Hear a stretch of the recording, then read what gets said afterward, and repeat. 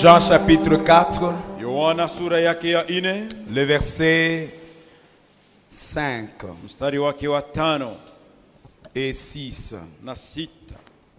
Inasema hivi: basi akafika kunako mji wa Samaria uitwao Sikari, karibu na lile shamba ambalo Yakobo alimpa Yusufu mwanawe, na hapo palikuwa na kisima cha Yakobo. Basi Yesu, kwa sababu amechoka kwa safari yake, akaketi vivi hivi kisimani, nayo ilikuwa yapata saa 6. Amen. Amen. Nous parlons des caractéristiques du puits de là où Jésus a rencontré la Samaritaine. Tunayazungumzia matokeo ya kisima mahali ambapo Yesu alikutana na mwanamke Msamaria. Et nous sommes en train de nous interroger cette semaine Tunakuwa na swali wiki hii en disant ceci: tukisema hivi: sur quelle source avons-nous été approvisionnés? kwa kisima gani tunachota maji?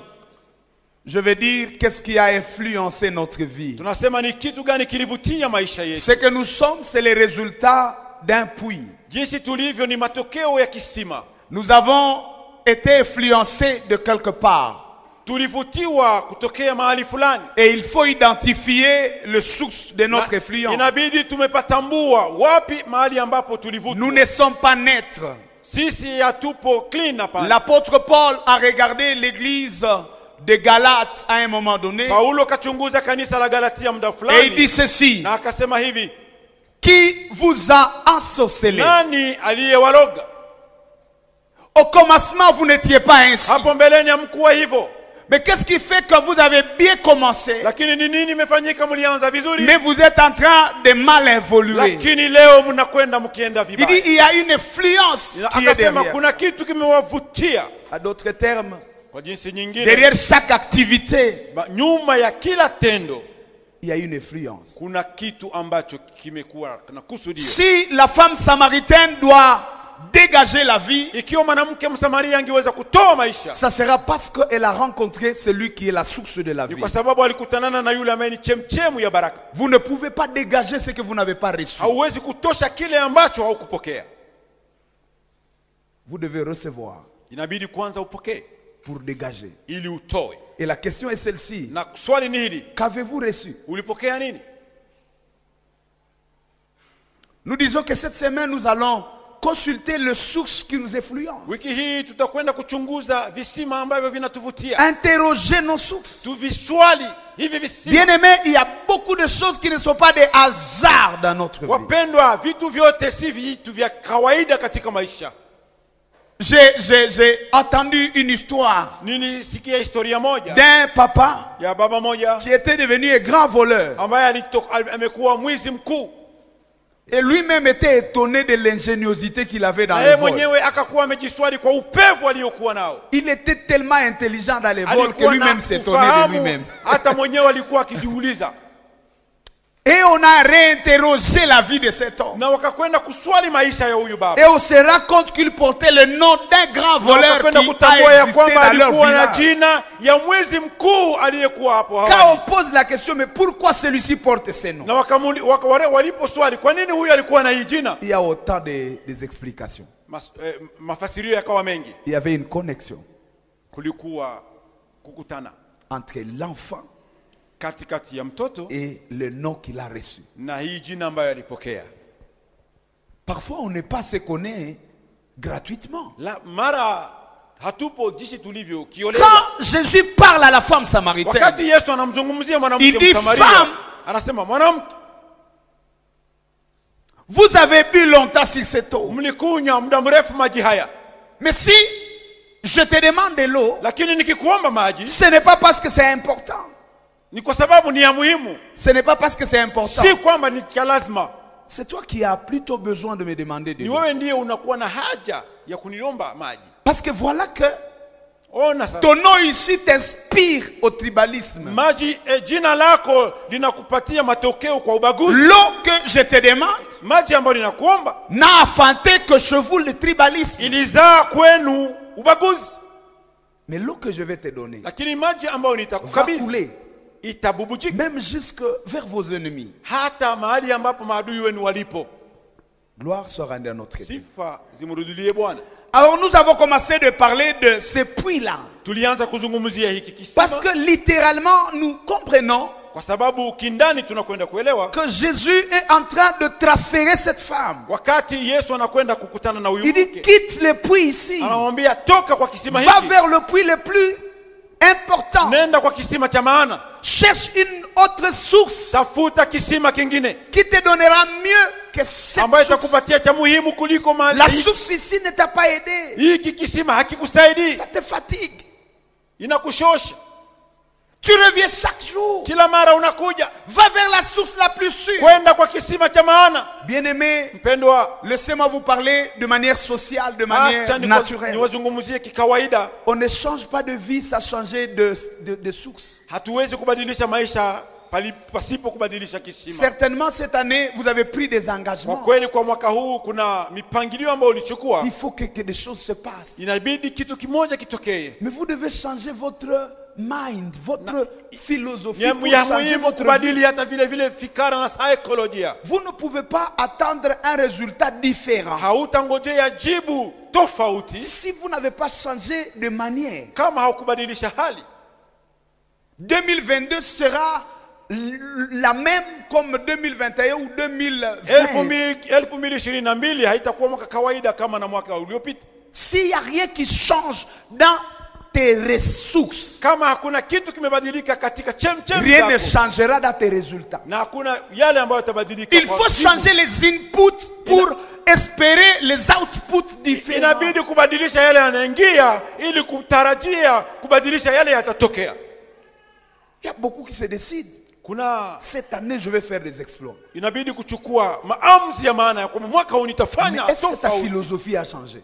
Hata vitu fikara ibadilike. Est-ce que ta prière a changé? Je, maombi yako ilibadilika? Celui qui veut changer les choses, Unataka wewe yule ambaye anataka il kubadili mambo, change sa source. anabadili Il kisima, change ses entrées. anabadili Et vinavyoingia. Jésus dit à la femme, Na Yesu anamwambia mwanamke, change la source d'approvisionnement. badilisha kisima. La source ici, Kisima hiki tu as bu umekunywa pendant toute ta vie. muda mrefu maishani Et voilà, mwako. tu as eu des hommes, des Lakini maris. wewe umekuwa na wanaume Tu n'as tofauti, jamais eu la stabilité. lakini haujakuwa na utulivu. Tu as bu de cette eau. Ulikunywa maji haya, Mais voilà, tu n'es pas une femme sociale. lakini wewe si mwanamke wa Les autres puisent le matin, toi tu viens à midi. wengine wanashota asubuhi, wewe unakuja katikati ya C'est pas mchana. l'état de puiser. Si wakati wa Tu kuchota n'as pas de maji. relation avec les Hauna gens. ushirika na wengine.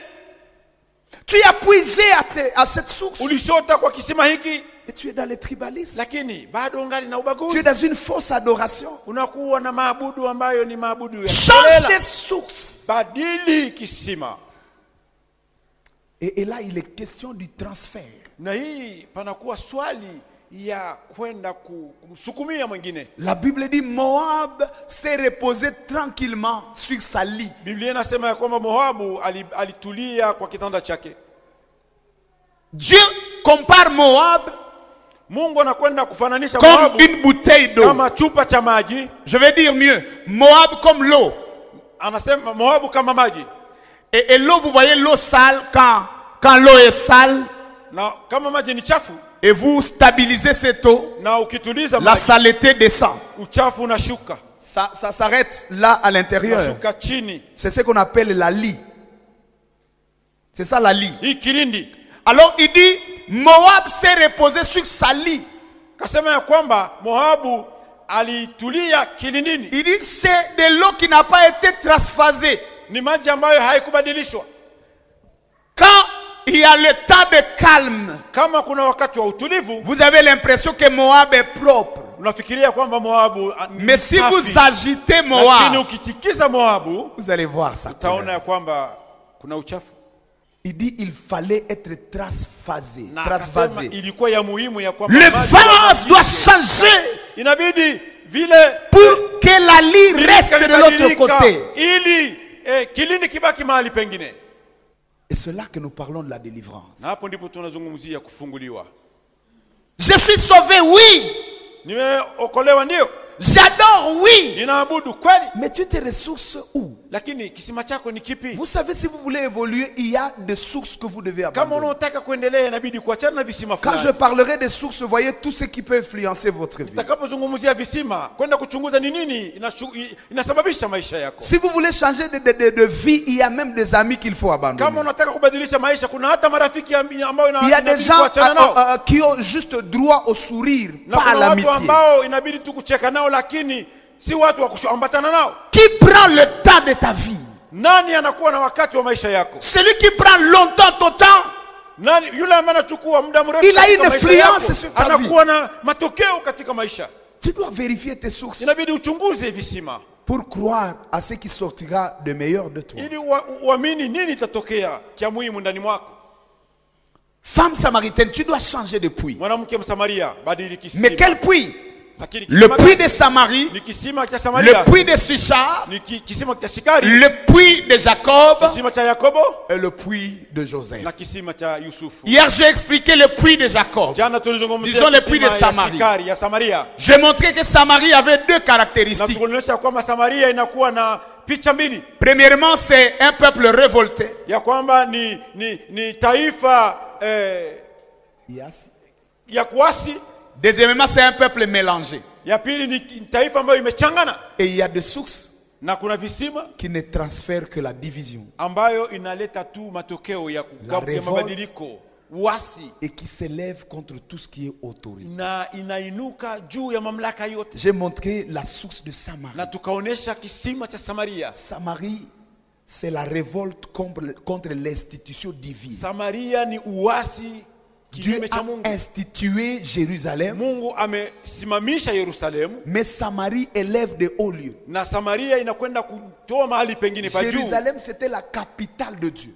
Yerusalemu ndio kilikuwa mji Ça mkuu wa Mungu. s'appelait Sion. Hapo ndipo iliitwa Sioni. La Bible dit, Biblia inasema pour l'amour de Sion, kwa ajili ya upendo wa je ne Sioni me tairai pas. sitanyamaa. Pour l'amour de Kwa Jérusalem, ajili ya upendo wa je ne me Yerusalemu donnerai pas de repos sitatulia jusqu'à ce que son salut paraisse comme hadi l'aurore Yerusalemu ipate wokovu et sa délivrance comme un flambeau na qui s'allume. kufunguliwa kwake kama bendera inayopepea. Voilà la promesse que Dieu attache à Hii ndio Jérusalem. ahadi Mungu anaambatanisha na Yerusalemu. Même les hommes et les ouins de Dieu Hata wanaume waume na wapakaliwa wa pouvaient Bwana chanter. wangeweza kuimba, Si je t'oublie Jérusalem. nikikusahau Yerusalemu. Psaume 137. Psaume 137. Zaburi 137. Les cantiques des enfants Nyimbo d'Israël. za Zaburi. Il dit, Nasema sur la terre étrangère, katika taifa geni nos ennemis nous demandèrent un chant. wageni wetu wakatuomba Et nyimbo, nous leur disâmes, nous leur dirent, na sisi tukawaambia comment chanterions-nous tunawezaje kuimba les cantiques de l'Éternel nyimbo za Bwana sur une terre étrangère? katika nchi geni?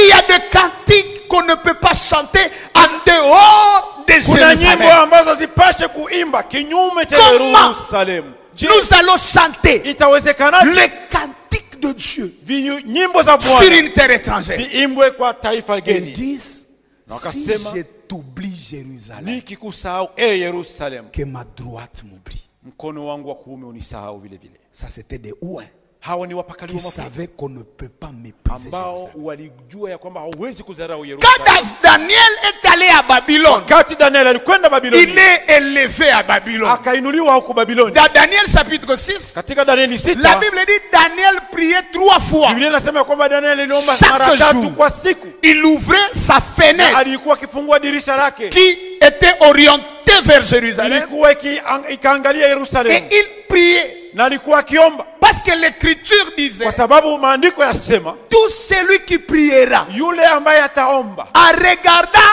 akiangalia Jérusalem Yerusalemu sera exaucé. atapata Ça, c'est jibu. une institution. Hii ni mamlaka imewekwa. On ne se bat pas avec ce qui est institué. Hawezi kupigana na kile ambacho kimemiliki. On ne se bat pas avec ce qui est établi par Dieu. Hawezi kupigana na kile ambacho kimewekwa na Mungu. La Bible dit toute autorité vient de Biblia Dieu. inasema ya kwamba nguvu na mamlaka yote yatoka Tu kwa es Bwana. sacrificateur. Wewe ni kuhani. C'est bon. Vizuri. Tu connais la loi de Dieu. Unajua sheria ya Mungu. C'est bon. Yatosha. Mais la loi n'est plus vraie quand elle n'est plus à Jérusalem. Lakini sheria ya wale wazuri yupo Yerusalemu. Tu sais sacrifier. Wewe umejitoa. Tu sais égorger de chèvres. Wewe unajua kukata kuua mbuzi. C'est bon. Ni vizuri. Mais la chèvre qu'on égorge à Jérusalem, Lakini mbuzi ambayo imechinjwa Yerusalemu, dans le temple, katika hekalu, sur l'autel établi, kwa madhabahu ya Bwana, n'est pas comme la même chèvre ni tofauti na qu'on mbuzi tue à Samarie. ambayo wameua Samaria. À Samarie, on a élevé des hauts lieux. Samaria waliinua On a fait des sacrifices. mamlaka zingine, wakatoa hata sadaka. On avait la bonne pratique. Walikuwa na matendo mazuri, On avait les mêmes règles. walikuwa na hizo Mais sheria, on n'avait pas la couverture. lakini hawakukuwa na uvuli. Vous pouvez avoir un mariage. Unaweza kuwa na ndoa, Vous pouvez avoir des enfants. unaweza kuwa na watoto, Vous pouvez porter les mêmes habits. unaweza kuvaa mavazi Les yale dimanches, yale. vous portez la même chemise que votre femme ou votre mari. Jumapili unaweza même kuja couleur. mnavaa mavazi, mke mume mavazi moja, Mais si vous n'êtes pas sous la couverture de Dieu, lakini kama mna uvuli wa Bwana, le succès ne commence pas par les enfants. sifa haitokani Le succès ne commence même pas par votre unité. Sifa haitokani na umoja wenu, Parce que Satan est plus uni que kwa même sababu l'église. shetani anakuwa na umoja zaidi yetu sisi. Vous devez passer par l'institution. Inabidi kupitia. Si vous n'avez pas été béni à l'église, régularisez votre mariage. Kama Vous êtes hujawahi à Samarie. kubarikiwa kanisani, hebu njoo utimize kanuni hii kanisani. Combien nous nous rébellons contre ce qui est institué, Kwa nini tunakuwa waasi ce qui est kinyume na yale établi? ambayo imewekwa? Dieu a établi les parents. Mungu amewekwa wazazi, amewekwa Combien de wazazi. gens méprisent leurs parents? Watu wangapi wanadharau wazazi Il y a wao? même ceux qui ont changé de nom de leurs parents sur Hata leur wengine carte. wamebadilisha jina la wazazi wao katika Même vitambulisho si vyao. ton parent est ce qu'il est, Hata mzazi wako abaki kadiri alivyo, il est une institution. kwa sababu hii ni mamlaka. Quand on parle de la constitution, Kama tunachunguza katiba, on parle de la constitution qui parle par exemple des institutions de l'État. tunasema katiba inazungumzia mamlaka ya On serikali. parle de l'institution judiciaire. Wanasema mamlaka ya kisheria. On parle de l'institution comme le Parlement. Wanasema bunge. Et on parle du président Wanasema comme une institution. rais wa nchi. Quand le président parle, ce n'est pas une personne. C'est une institution. Ni mamlaka ambayo inazungumza. Et il y a des personnes qui sont établies Na kuna watu ambao wamewekwa dans la société. katika taifa. Et il y a des puits. Na kuna visima. Il y a des idéologies. Na kuna il y a sayansi. des enseignements Na kuna mafundisho qui nous inspirent la révolte contre les institutions. ambayo inatufundisha tuwe waasi kinyume na mamlaka. Et ça nous amène la malédiction. Na inatuletea laana. Ça ne produit pas la vie. Hailete uzima. Jésus dit quitte cette rébellion. Anasema toka katika uasi. Quelle est la relation que tu as avec tes parents? Ushirika gani ulionayo pamoja na wazazi wako? Quel est le respect que tu as avec tes aînés? Unakuwa na heshima gani na waliokupita umri? Je vais toucher ça ici. Nitayagusia hapa. Et donc quand nous voyons Samarie, Tunapoona nous Samaria, voyons la révolte contre les institutions. tunaona uasi kinyume na mamlaka. La Bible dit que le mariage soit honoré. Biblia inasema na ndoa iheshimiwe. Quand on méprise un mariage, Unapozarau ndoa, on méprise Dieu. unazarau Mungu. Il dit obéissez aux parents. Anasema watiini wazazi. Quand on se lève contre les parents, Kama on est à Samarie. Umeinuka kinyume na wazazi wako. La Bible dit Samaria. toute autorité vient de Unasema Dieu. mamlaka yote yatoka na Mungu. Honorer ceux qui sont Uheshimu. élevés. Quand on se lève contre les autorités, Ukiwa kinyume na wakuu viongozi, on a des problèmes. wewe una shida. La Bible dit ne méprisez pas les gloires. Biblia inasema usizarau utukufu. Tout celui qui est glorifié Yule ambaye ameinuliwa dans la vie, katika il maisha faut l'honorer. inabidi kumheshimu. Vous savez, il y a une habitude. Unajua kuna On peut te tabia. dire, hey, celui-là, Dieu l'a élevé. Unasema huyu Mungu Ah, j'ai amenua. déjà mangé avec lui, il mange beaucoup. Unajua tayari nimekucha kushiriki Samaritain. naye mezani. Huyu ni mlafi. On te parle que quelqu'un est élevé, toi tu reviens à la table. Est-ce que c'est ça le Kwamba problème? mtu ameinuliwa wewe unarudi kwenye meza. Vous voyez, non? Unaona hapo? Il y a des gens comme ça. On parle du bien de quelqu'un, il cherche. Kuna watu wana hiyo tabia, wanazungumza mazuri kwa mtu, yeye analeta Oh kibaya. non, celui-là d'ailleurs. D'ailleurs Anaanza quoi? tunajua huyo, haya achana La na Bible huyo. dit ne méprisez pas les gloires. C'est ça la Bible. Usidharau utukufu. Lisez Jude. Soma Waamuzi. Tout ce qui est élevé, Chochote ambacho il kimeinuliwa faut le respecter. inabidi kukiheshimu. Et quand on se révolte, Na kama wewe ni on est muasi, samaritain. wewe ni Msamaria. C'est la rébellion contre l'institution. Ni uasi kinyume na Et mamlaka. quand on se rebelle, Na wakati unakuwa on muasi, mélange les choses. unachanga vitu Et on est à la tour de na Babel. unakuwa hapo Babeli. Les gens de Babel ont dit, construisons la tour. Watu wa Babeli walisema hata tujenge mnara, Et là, faisons-nous un nom. na hapa inabidi tujifanyie jina. Ah, le nom de Dieu Jina la Mungu vient de lui-même. inatokana na yeye La Bible mwenyewe. dit toutes les familles de la terre Biblia inasema jamii zote za tirent dunia leur origine à Dieu. zimekuwa na utokeo kwa Mungu, Mais il y en a ceux qui cherchent à avoir un nom. lakini par kuna eux-mêmes. wale wengine wanatafuta kuwa na majina ya C'est la tour de wenyewe. Babel. Genèse Hapo ni chapitre Babeli. 11, 1 à 10. La Bible dit ils Mwanzo se mirent 11 ensemble. moja hadi 10, Biblia inasema Ils se mirent ensemble. walikuwa pamoja Ils ont dit, na wakasema allons twende dans la plaine de Shinéa. katika bonde la Shimea, Faisons-nous des briques na hapo tujenge, tufanye matofali à la place de pierre. badala ya mawe, Faisons les butines tufanye hiyo à la place du ciment. badala ya simenti. Quand on n'est plus à la place de Dieu, Kama upo tena on nafasi ya fait les Mungu, choses semblables. fanya vitu Il n'y vinavyofanana, a plus d'authenticité. hakuna tena kitu cha asili.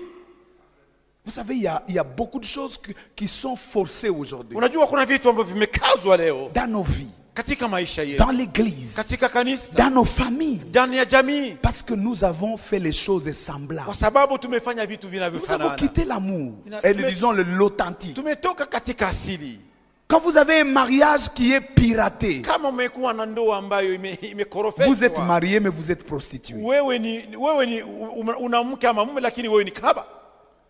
Il y a des maris qui ont donné la dot. Kuna waume ambao wametoa mali, Ils sont passés à l'état civil. wamepita kwa serikali, Ils ont été bénis à l'église. wamekuwa kanisani, Mais pour vivre leur amour, il faut de l'argent. lakini ili washiriki mapenzi yao inabidi watoe pesa. Si papa dit chérie, dit ulileta nini? Unasema mpendi, qu'est-ce qui tu m'as amené? Tu es prostitué ou tu es marié? Wewe kahaba au wewe umeolewa?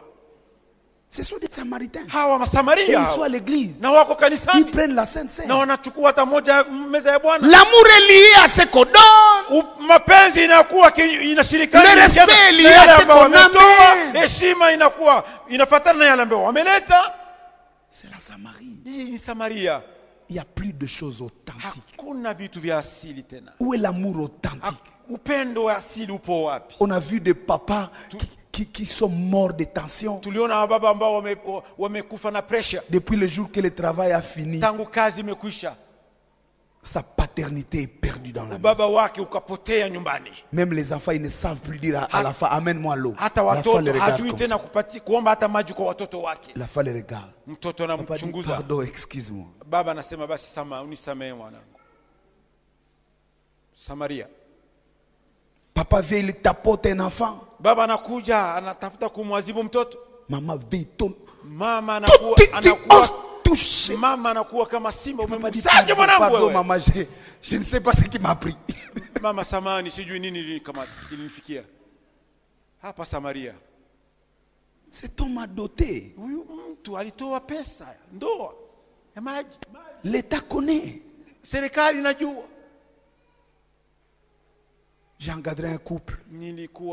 La femme Niki travaillait dans les organisations, wanandoa moja, plus de $1,500 le mois. Alikuwa anatumika katika kikundi na alikuwa na kiasi cha pesa dola Construit, 2000 ils achètent des trucs. aliuza vitu Et après, pouf, le contrat s'arrête. na papo hapo kazi Le mari allait, il le prend au travail. mume alikuwa kila siku anaenda mchukua kazini. Ça, il enlève le sac. Non, tu as beaucoup travaillé, chérie. Anatoa mke wangu Tu es najua ma umechoka carotte. sana. Oh, no. Wewe ni sijui kitu gani. Ma cocombe. Sweet honey, sijui hiyo majina mazuri mazuri. Quand je me suis reposé, je te voyais. Tu es Wakati le... nilipumzika C'est comme le poisson nilikuona qui nage ulikuwa tu dans hapo l'eau. kama samaki majini.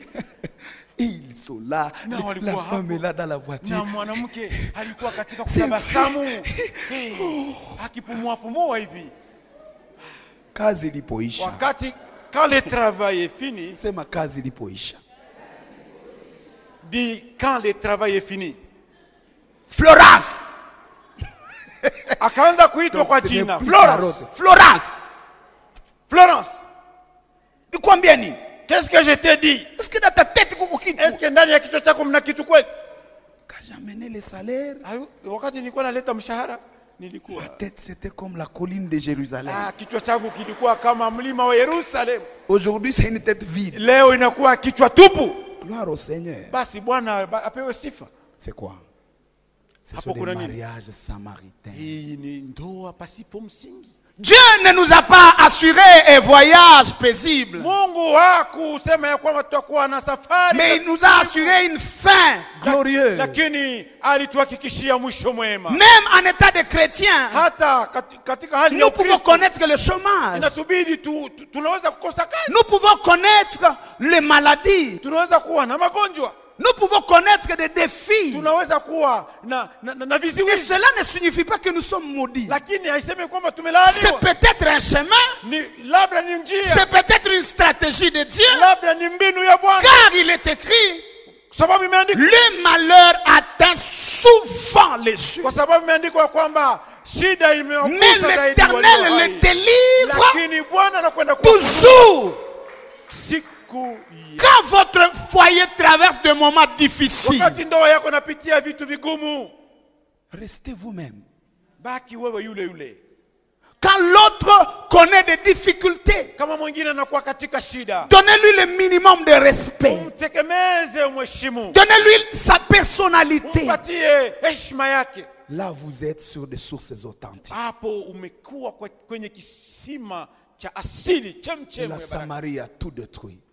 Quand Samaria on boit ili- sur la ili- source ili- de la ili- Samarie, Kama tunaenda kwenye kisima cha Samaria, on est dans les choses semblables. hapa tunakwenda na vitu vya Et il y a des gens qui se kufananishwa. sont mariés il y a 5 ans, mais le mariage n'a même jamais commencé. Kuna watu ambao wamefunga ndoa miaka 5 iliyopita, lakini Parce bado que hawajakuwa c'est ndani ya fondé ndoa. sur le petit Kwa sababu or, argent. imejengwa kwenye misingi ya vitu vingine, C'est fondé sur la bonne santé. imejengwa kwenye afya Si nzuri. la santé se perd un peu. Wakati afya imepotea, J'ai prié avec un couple, l'un disait, pasteur, prie pour nous. niliomba pamoja na wanandoa Si moja, c'est moi wakasema, ici, pastor, tuombee on mwezi ne huu, trouve pas du travail, je pense, pasteur, vous allez m'excuser, je suis kama obligé de mwezi divorcer. huu hatupate kazi, nafikiri pastor utatusamehe, tutaachana tu. Maombi itakuwa matata sasa. Cette prière serait une prière difficile. Na Mungu wa watu akajifichaka. Et Dieu s'est caché. On ne sait pas lui parler avec pression. Hawezi kushurutisha Mungu. Mungu jo vile mwezi Oh, Dieu, usipowasaidia regarde si c'est anatoka moi munyumba, qui Mungu n'exauce pas ananyamaza. leurs prières, ils vont divorcer. Dieu est resté silencieux.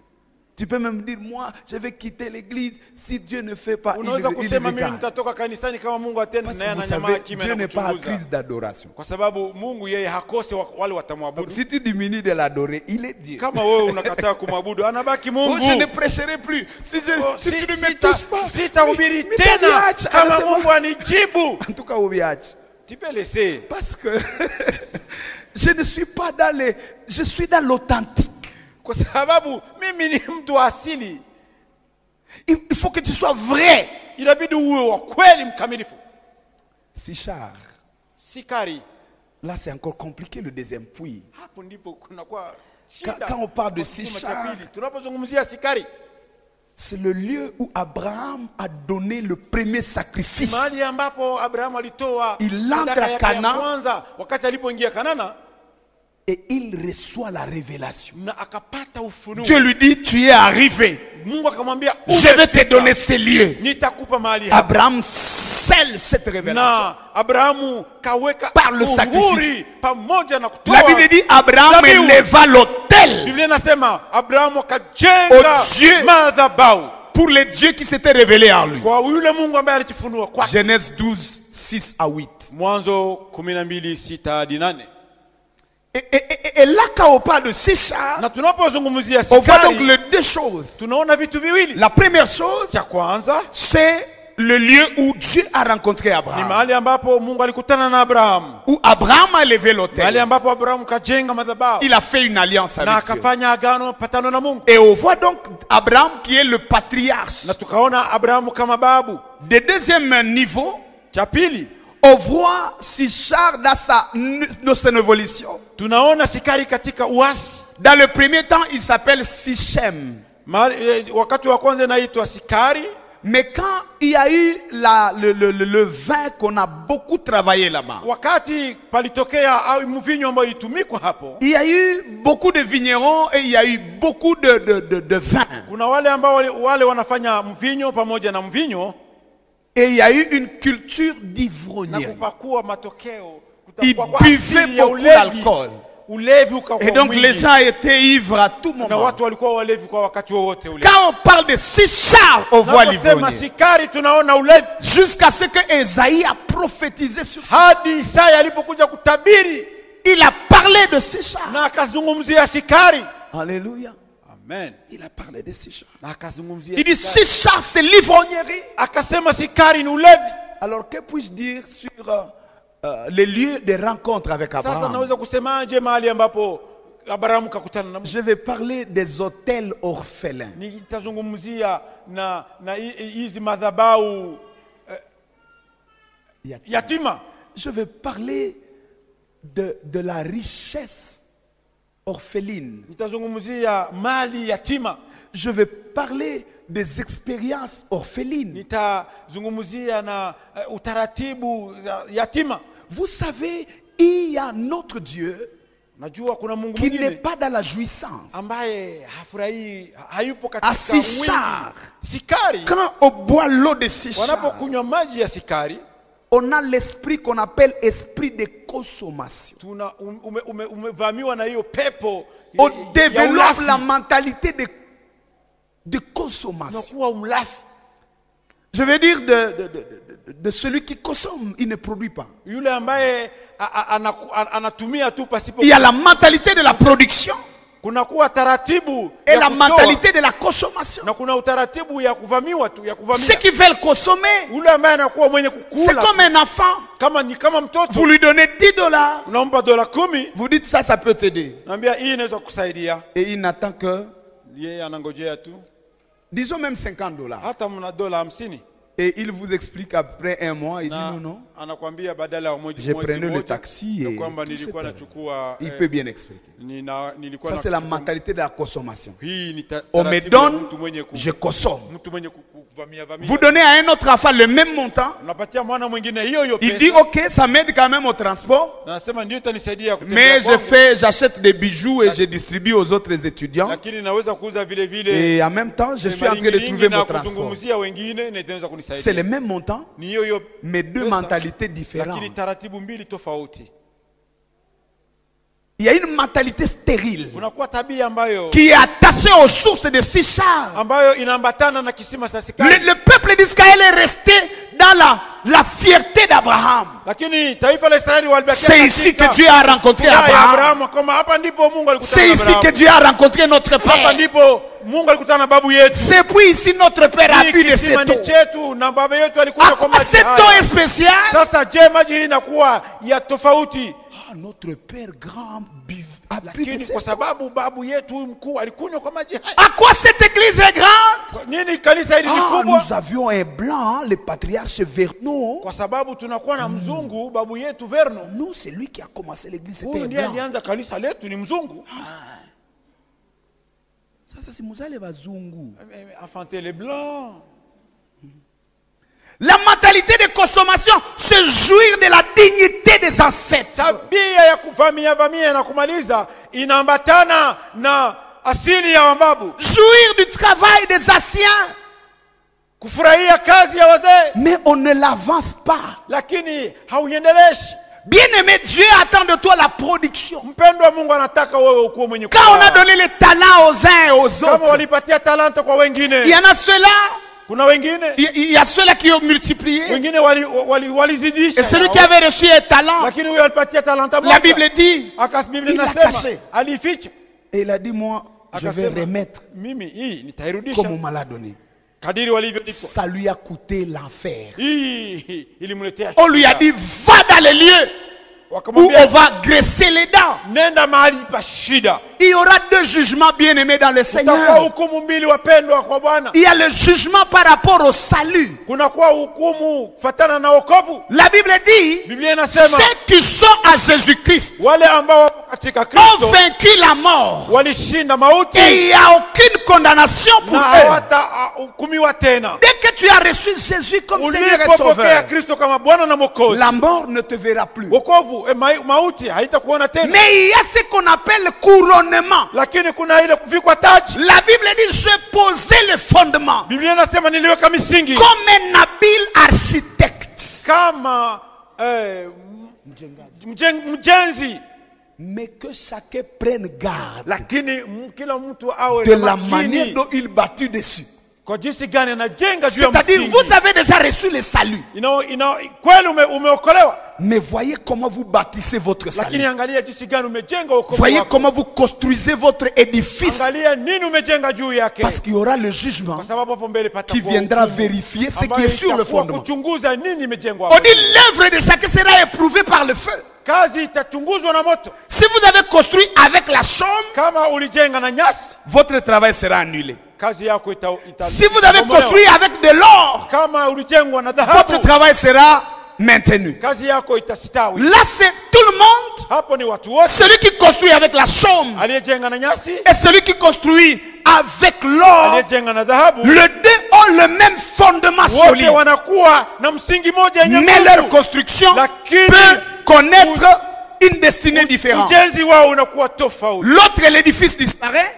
Ya mmoja jengo itapotea L'autre, l'édifice demeure. na ingine jengo C'est ça litasitawi. le deuxième niveau. Hii ndiyo tabaka ya Nous n'aurons pili. pas les mêmes couronnes. Hatutakuwa na taji Et sawa il y en sawa. a même de ceux-là qui seront disqualifiés Kuna wengine ambao watafutwa à cause de n'avoir pas utilisé leur kwa potentiel. sababu hawakutumia mamlaka yao. C'est un péché. Ni dhambi Si vous pouvez avoir 90% kama unaweza kuwa na asilimia et 90, à cause de la prière vous avez 30. lakini kwa ajili ya maombi unakuja kupata Les étudiants, levez les mains, les étudiants. Kuna wanafunzi hapa, nyosheni mikono. Donc, Wanafunzi, si, laissez les mains en haut. mwache mikono juu. Je vous parle. Nawazungumzia Dans l'église ici. ndani ya kanisa hili. Si vous avez 40%, Kama unakuwa na asilimia 40, partez confesser. toka kuja utubu. Malheureusement, nous, on a oublié cette habitude. Je pouvais vous mettre ici une case là. Ni shida kwa sababu hii taratibu. Je vous ai dit que j'étais inabidi Abbé tuwe Christophe. na chumba kidogo Vous devez dire, Padri wangu, kama tu nilikosa kama on venait mon sana. père. J'ai offensé. Nilipungukiwa masomoni. J'ai échoué à l'école. Si vous pouvez amener $100 à votre famille Kama unaweza kuleta dola 100 En tant kwa que jamaa parent. yako, kama mzazi et vous avez amené $30, c'est un péché. na umeleta dola 30, ni dhambi. Vous avez le devoir, Unakuwa na et c'est un jukumu devoir divin, na jukumu kimungu de déployer tout le ya potentiel qui est en vous. kutoa nguvu zako zote. Vous devez mourir vide. Inabidi utupu. L'apôtre Paul dit ceci: Paulo kasema, la mort m'est préférable à la vie. heri nife kuliko Il dit, niishi. j'ai combattu le beau combat de la foi. Nilipigana vita vizuri vya imani. J'ai tout dégagé. Nilitoa vyote. Si je meurs avec un séminaire à l'intérieur de moi, Kama j'ai raté. nikifariki na mafundisho ndani mwangu, Je dois déployer. inabidi nitoe yote. Tout manque de déploiement du potentiel, c'est un péché. Ukosefu wa kutoa vyote ambayo ulivyo navyo ni dhambi.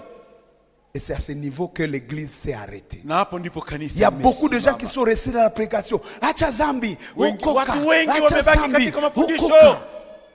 Et ils disent, nous sommes une église spirituelle. Sema sisi ni kanisa la roho. C'est très bien, ce Ni n'est que le vizuri, fondement. ni vizuri, Mais ni vous devez msingi. monter l'édifice. Lakini inabidi kupanda juu Ces ya gens doivent jengo. aller dans la perfection. Jengo inabidi lijengwe na La watu Bible wa dit, wakati le wa monde utaratibu. attend la Na révélation Biblia des inasema enfants ya de Dieu. kwamba dunia ulimwengu na ngoja mafunuo ya watu wa Mungu. Le monde n'attend pas qu'on parle trop.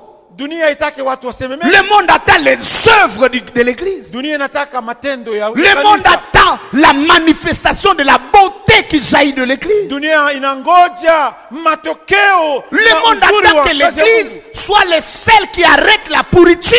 Na dunia inataka kwamba kanisa isimamishe. Le monde attend que l'église éclaire le monde. Na dunia inataka kwamba kanisa Jésus n'a-t-il ilete pas nuru. dit, vous êtes les seuls Je, de la Yesu lumière de akusema la ya kwamba terre. nini nuru ya ulimwengu? Vous pensez que c'est comment? Nafikiri ni C'est à rester sur le montant de prière. Yesu. kubaki katika kanisa Kwa jina la Yesu. mlima wa maombi na kusema C'est ça? je Ça ni s'arrête hivyo? là? Inabaki hapo.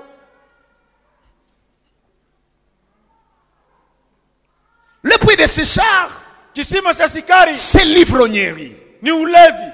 L'ivrognerie, je n'ai pas parlé de Brasimba ou de Simba ou de Mounit. Ulevi sitazungumzia hizo kampuni. Parlez-moi. Munakosa Mobiyu. C'est quoi? Vous faites semblant. Donnez-moi les noms là. Maroula. Vous ne connaissez pas. Donnez les noms de toutes les bières. Henneken. Allez-y, on se connaît. 33. 33. Simba. Beaufort. Acclamez pour vous-même. Hey, on a été à Sichar, non? Ndio, tulikuwa sikari. Moi je connais, j'ai été ivre à 5 ans. Ndio, mimi nilikuwa mlevi kwa nilikuwa na umri wa miaka 5. Je ne suis pas né chez les protestants là. Sikuzaliwa Où on est là. Non, je connais le monde. Sikuzaliwa J'ai goûté. Jamaa ya taratibu 5 ans ivre. Ulevi, sikari. Oui. Je ne parle pas de l'ivrognerie à terme de toutes ces boissons que nous connaissons. Mais l'ivrognerie, la réalité spirituelle, c'est quoi? C'est l'influence de refuser la réalité, de se créer un semblant.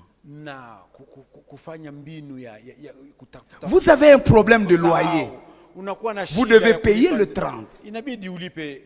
Alors quand vous pensez à ça, là, nipatie 33 huku bwana. Sukuma hayo. Est-ce que la date change? Mais la nuit là, vous prenez 4 Henneken. Ou 12 selon votre force. Alors le soir, vous avez l'impression que les 30 est devenu les 60. Achana na ule bae. Nyumba zote za Beni kozetu.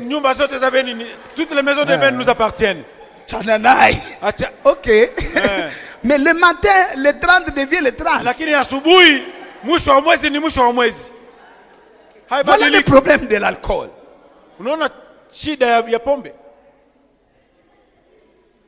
Ça crée une réalité apparente.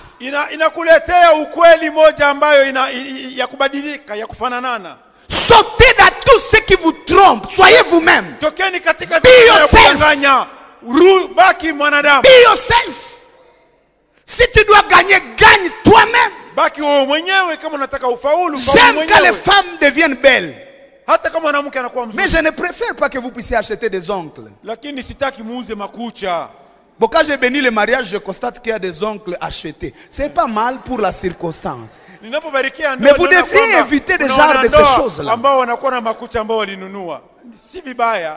je ne vais pas toucher vos chevelures, mais c'est mieux d'avoir sa chevelure. Ou alors, si vous changez ça, soyez sûr que celui qui vous aime vraiment le vous, pas votre cheveux. Le monde évolue, donc ne jetez pas vos ongles. Mais soyez sûr que celui qui va aimer ces ongles-là peut aussi aimer quand vous n'en avez pas. Il ne faut pas qu'il se dise, ah,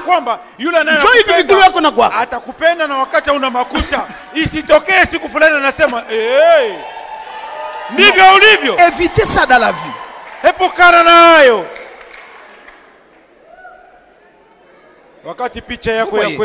Ça c'est l'alcool, ça c'est l'ivrognerie.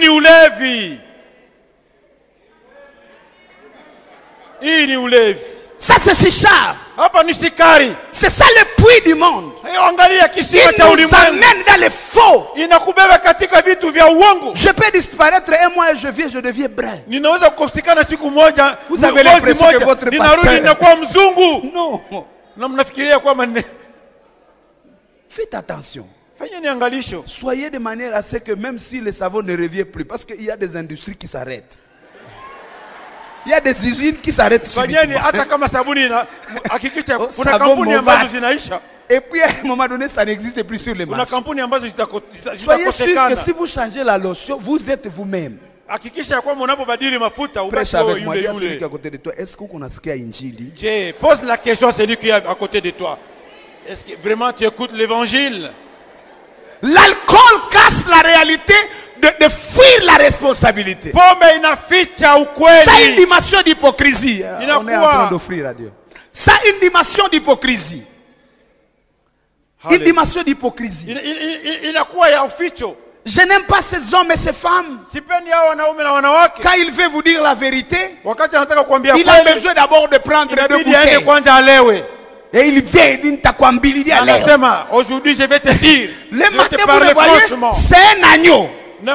Non, ça ce n'est pas des assois. Les assois n'ont pas besoin de prendre l'alcool pour dire la vérité. Bref, l'alcool c'est l'apparence, construire l'apparence. Shisha c'est construire ce qu'on n'est pas. Bien aimé, la Bible dit soyez toujours joyeux. Je le répète, soyez joyeux. Nous allons être joyeux. Pas par l'alcool. Je veux dire, pas par les fausses vérités. Je ne vais pas bâtir ma joie sur quelque chose qui n'est pas vrai. Je veux que ma joie soit authentique. Je veux que ma vie soit authentique. Et Jésus est en train de dire, le puits auquel vous vous approvisionnez vous plonge dans l'apparence. Je ne veux pas venir vous libérer l'onction de passeport.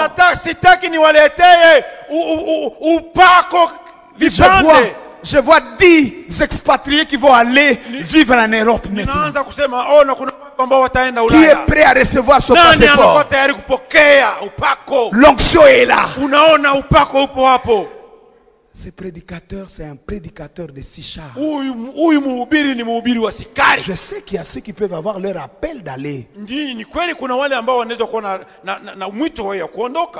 Mais qui a dit que le bonheur est aux États-Unis? J'avais cette perception jusqu'à ce qu'à Johannesburg, je vois un blanc avec un grand carton comme ça, il a dit, il a ambassadeur.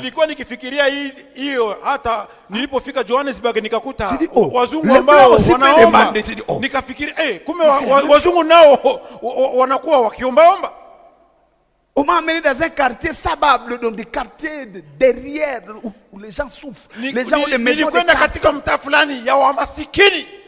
c'est le jour que j'étais délivré. Moi-même, je peux lui donner l'offrande là.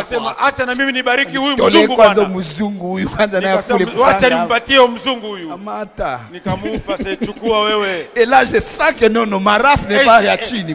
J'ai été fier de ma race. Prends. Les blancs pauvres, prends.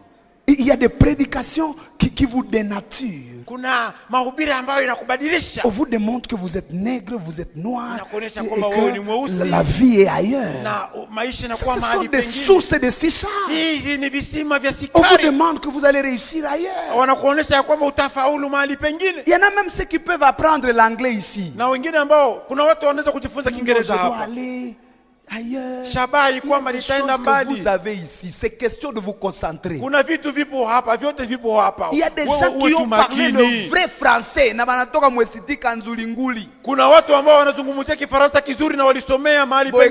je ne connais pas beaucoup d'écoles, mais il y a des écoles qu'on néglige. Il y a des écoles qu'on néglige. Mais dans ces écoles, il y a des génies qui y sortent. Le problème, ce n'est pas l'école. Le problème, c'est l'étoile qui est sur sa tête à tête. Mais quand tu bois aux eaux de Sisha, il y a des amis qui te montrent que ton teint n'est pas bien, que ta démarche n'est pas bonne, que ton milieu n'est pas bon, que tu dois changer pour être heureux. Ce soir, je suis mandaté pour te dire qu'il y a en toi le meilleur. Le meilleur peut sortir de toi. Tu peux changer le nom de Nazareth. Si la ville n'a pas un nom, c'est que c'est toi qui doit donner le nom à la ville. Ne va pas dans une ville qui a un nom, parce que tu disparais. Mais si tu donnes un nom à une ville, la ville restera même après toi. Laissez-moi parler de Jacob. Le puits de Jacob. Le puits de Jacob. Qui est Jacob? Jacob, c'est un patriarche. Mais quand la femme dit, ça c'est le puits de notre papa. Le papa c'est un ancien ascète. Donc la première idée qui se dégage, c'est qu'il n'y a pas eu de progrès. C'est ce que j'appelle héritage limitant. Hier j'ai développé ça suffisamment dans le premier culte. Faites attention aux richesses qui s'arrêtent à celui qui les a produits. Faites attention à l'onction qui s'arrête à celui qui a manifesté ça. La vraie onction, c'est celle que Jésus a laissée. Il dit, il est bon que je parte. Il est bon que je m'en aille pour que vous ayez le Saint-Esprit. Et vous ferez plus que moi. Ça c'est Jésus. Mais tout ce qui est le résultat de l'occultisme de la sorcellerie, ça s'arrête à celui qui a traité alliance avec Satan. C'est très dangereux. Dans une certaine dimension, que la femme samaritaine est toujours attachée au puits d'un arrière grand-parent. On n'a pas eu une autre source. On n'a rien amélioré. Pourtant nous voyons Isaac. Lui il a creusé d'abord le puits de son père. Il en a ajouté d'autres. Et la Bible dit, quand il a commencé à ajouter des puits, au-delà des puits de son père, il a atteint le puits qui avait l'eau vive. À d'autres termes, la vie d'un héritier commence quand il ajoute à l'héritage qu'il a reçu. Vous devez multiplier l'héritage. Si la richesse s'arrête au père, et que quand le père n'est plus là, on commence à décrincoler, c'est un mauvais signe. Si vous êtes dans une telle famille, cherchez la délivrance. La vraie richesse va aux enfants des enfants. Je prie que vous puissiez laisser des richesses générationnelles. Ne soyez pas de la race qui disent, après moi c'est le déluge. Non, après toi il n'y aura pas un déluge. Après toi il y aura la vie. J'ai dit après toi il y aura la vie. Parce que tu laisses la vie. Tu débordes même quand tu n'es pas là. Vous savez, nous sommes de la race d'Élysée. Nous sommes les Élysées. Come on, dis avec moi je suis Élysée. Come on, dis avec moi je suis Élysée. Dis moi je te donne une révélation. Dis amen. Amen. Dis encore amen. Nous sommes de la race d'Élysée. Parce que notre Élie, il est monté au ciel. Quand il est monté au ciel, c'était sur le mont Samarie. Quand il est monté, il a laissé le manteau. Le manteau est tombé le jour de la Pentecôte. On a reçu le manteau.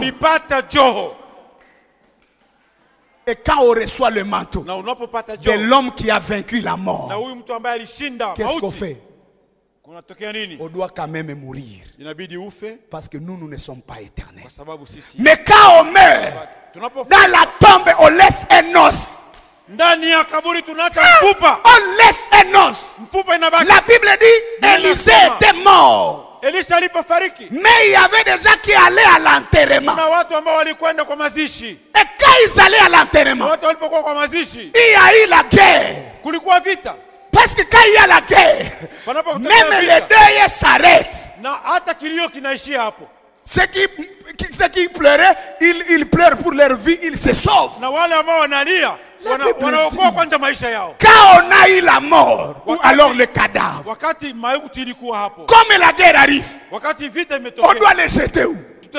Tutatupia. On l'a jeté dans la tombe d'Élisée. Wakaitupia ndani ya kaburi ya Elisha. Le cadavre est allé toucher les os de mauti ilienda kutanana na mifupa ya Elisha. Et puis le cadavre se réveille. Na mauti ikafufuka. Le cadavre suit les gens qui fuient. Mauti ikafatana na wale ambao wanakimbia. De fuir la guerre. Hallelujah. Et à fuir la guerre. Il y a encore un mort ressuscité qui les suit. Aïe aïe aïe. Ces gens étaient en difficulté. Donc il y a la guerre. Et il y a un fantôme. Ils sont en train d'avoir peur. Oh non, les ennemis. Les ennemis. C'est fini. On va ajouter le gros. Mais si je parle de toi, Hallelujah. Je veux dire, il y a un impact qui ne s'arrête pas à ta mort. Il y a des résultats qui doivent aller au-delà de toi. Même quand on pense que c'est fini pour toi, c'est là que commence l'histoire. Il y a une histoire qu'on va écrire après toi. Hallelujah. Il y a celui qui est à côté de toi, ça ne s'arrête pas à toi. Ça ne s'arrête pas à ta conscience. Il y a beaucoup de miracles que nous vivons. Sans le savoir. Sans le savoir. Il y a des gens qui sont guéris maintenant. Ils ne rendront pas grâce à Dieu. Ils ne sauront même pas que c'est pendant la prédication qu'ils ont été guéris. Mais ça n'interdit pas que c'est Dieu qui les a guéris. Parce que Dieu n'est pas en crise de merci. Merci Mungu. Non, non. Même quand nous ne lui disons pas merci, il sait ce qu'il a fait. Et il est fier de ce qu'il a fait. Ah, je parle à Élisée. Que personne ne t'intimide. Il y a des résultats de tes os. Et je confesse et je déclare que tu es une femme, un homme d'impact. Même quand on ne le reconnaît pas, il y a un impact qui t'accompagne.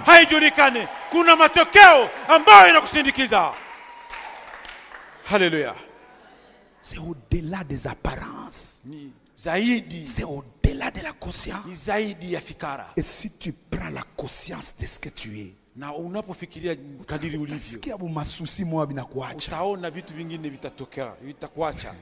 je suis un homme libre. Quand je prêche comme ça, je vais aller dormir comme un bébé. Je sais que le ciel est au contrôle. Oh non, panya ilipita nikashtuka usingizi nenda. Hata kama ni panya ilipita nasema wachana na hiyo. La yangu busingizi. Nilale Bwana. Il y a Dieu qui est avec moi. Kuna Mungu ambaye anashughulika. Jacob. Oh Yakobo. Mais voyez le problème de Jacob. Les puits de Jacob. Il y a des caractéristiques qui viennent à Samarie, à Sichar et à Jacob. Jacob, c'est quelqu'un qui bâtit la richesse apparente. Il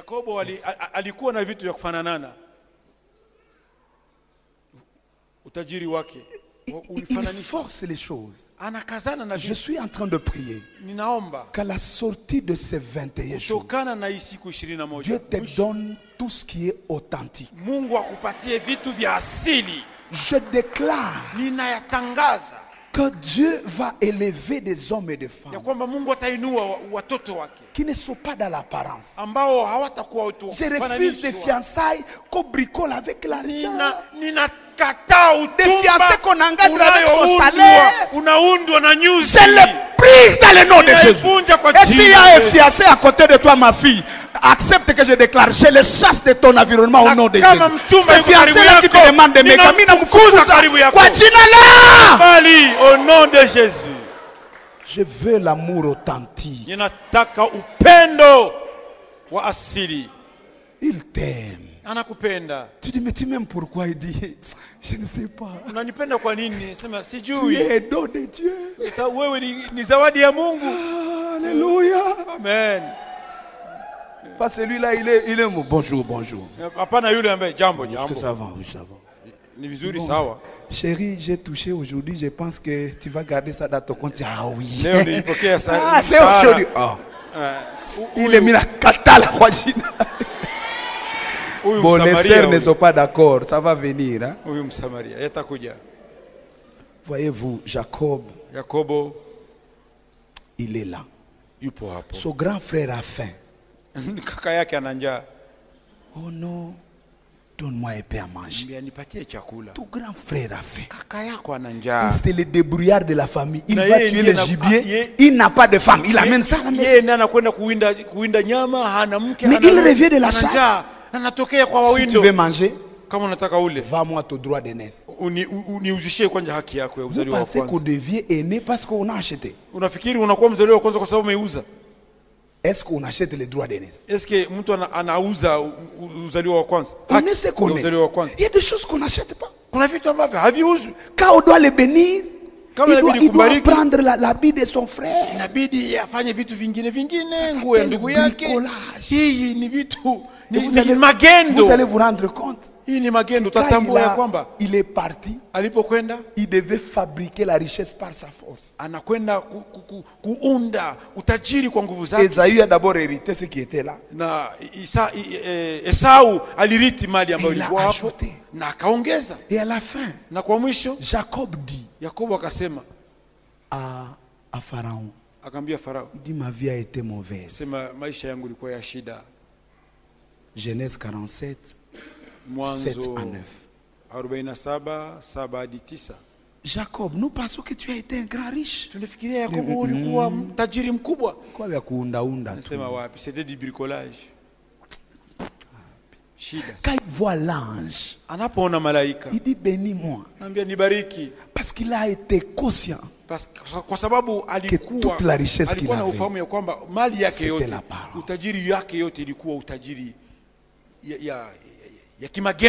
C'était l'apparence. Si je mets une poudre qui me rend brun, imaginez mon malheur avec la sueur qui arrive. Je peux commencer la prédication en état brun. Je dis alléluia. Quand l'onction commence à descendre, Papa Jackson me donne les trucs, j'allais. Et à la fin de la prédication, je suis moi-même. Et puis je peux dire, en fait, c'est ça mon teint. Est-ce que je parle à quelqu'un? Jacob, c'est un apparent riche. C'est pourquoi dans sa bouche, il y avait la malédiction et la bénédiction. Il a épousé une femme qui était idolâtre et qui a fui avec les idoles de son père. Et quand son père vient, il dit, quelqu'un a volé mes dieux. Jacob dit, moi j'ai les dieux d'Israël, je vais voler tes dieux. Si quelqu'un a fait ça, qu'il meurt. C'est Jacob qui tue sa femme. La femme n'est pas arrivée à Canaan. Il est mort à court de route par la malédiction de son mari. Pourquoi? Parce qu'il n'a jamais été dans l'authenticité. Comme il avait trompé son père, on l'a trompé le jour de son mariage.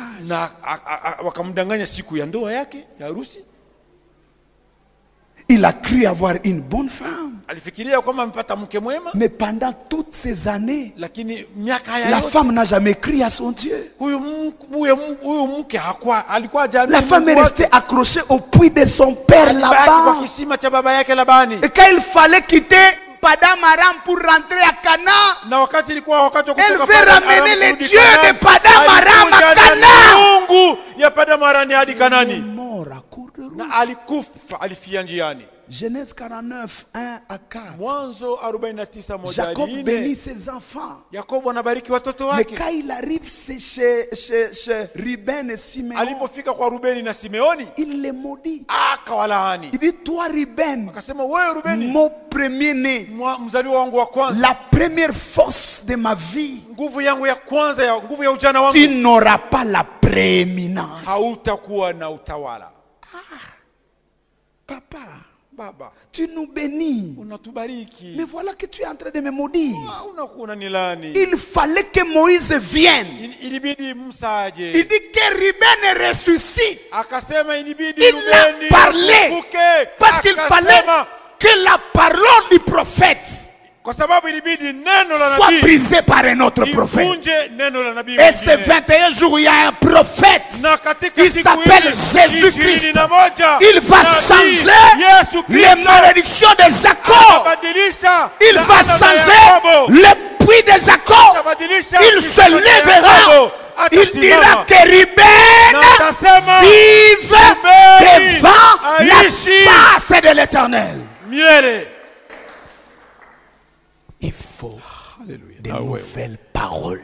Et c'est ce que nous prononçons au nom de Jésus. Le puits de Jacob, c'est le puits qui a la bénédiction et la malédiction. Mais Jésus, il a la bénédiction. Et la Bible dit sa bénédiction ne suivit d'aucun chacun. Dis à Dieu quelque chose pendant une minute. Cette semaine est une semaine de délivrance. Dis Seigneur, toutes les mauvaises paroles qui ont été prononcées sur moi, sont nulles et sans effet.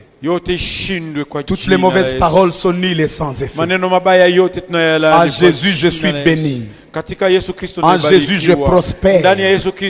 En Jésus, j'évolue. Je vais aller plus loin. Je vais être une bénédiction pour ma société. Je ne mourrai pas, je vivrai. Et je confesserai les hauts faits de l'Éternel. Alléluia.